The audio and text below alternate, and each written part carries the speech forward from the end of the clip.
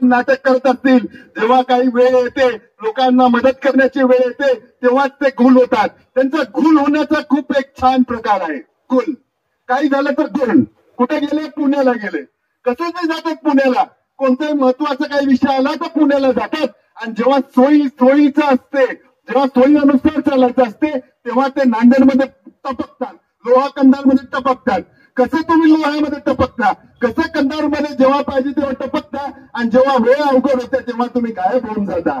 हा का हे का चालू आहे याचं आम्हाला पण उत्तर द्या.